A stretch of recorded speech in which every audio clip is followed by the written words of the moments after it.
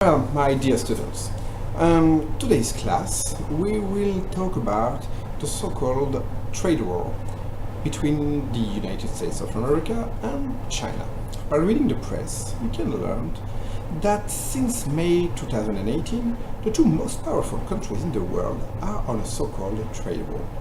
Let's begin with the latest example of the real consequences of this war that could harm the world's economy. A few days ago, China cancelled an important annual meeting of security planned for mid-October with Defense Secretary Jim Mattis in Beijing. This cancellation was announced on the 30th of September 2018. The decision to withdraw from the high-level encounter known as the Diplomatic and Security Dialogue was the latest sign of bad blood between China and the United States and capped a week of weird actions by both nations as they settled into a newly chilly relationship. The cancellation of the dialogue, an event that China until recently had advertised as a productive way for the two sides to talk, showed how quickly the tensions over an escalating trade war have infected other parts of the relationship, particularly vital strategic concerns including Taiwan, arms sales, and the South China Sea. But why does such an issue between the two more powerful countries in the world? The US and China have fired the opening salvos of what could become a full-blown trade war between the world's two largest economies. The Trump administration started in June 2018 and imposed sweeping tariffs on 34 billion worth of Chinese goods, including flat-screen television, aircraft parts, and medical devices. The goods marked for tariffs will now face a punishing 25% board tax when they are imported into the US. The point is to punish China by making Chinese products more expensive for American consumers and businesses to buy. If Chinese products suddenly become more expensive, they will buy those same products from somewhere else, and Chinese businesses will lose money.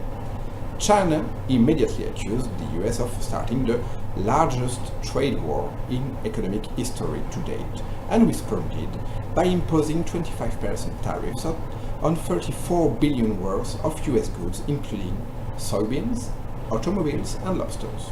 The Trump administration initiated these tariffs after concluding an investigation into some of China's most controversial trade practices. The US's new trade barriers are designed to penalize China for doing things like forcing foreign businesses to hand over their most prized technology to Chinese companies, many of which are state-owned, in exchange for access to their market. And Trump said that, depending on how China responds to these tariffs, is considering eating another 500 billion worth of Chinese goods. Both the US's and China's initial round of tariffs against each other are designed to sting deeply. The US is targeting high-tech Chinese goods to put economic pressure on Beijing's Made in China 2025 program, a Chinese government initiative to transform China into an advanced manufacturing powerhouse. And China has deliberately targeted big US agricultural exports like soybeans that come from states in the heart of Trump country, where neither the president nor his party want to see economic instability or job losses right before the 2018 midterm elections. So does this mean US is officially in a trade war with China? It depends. Countries get into tiff over trade all the time. To sort them out, they can go to the World Trade Organization and have them decide who is right and who is wrong. They can negotiate directly with each other to strike a deal, or they can just impose unilateral tariffs on each other's goods.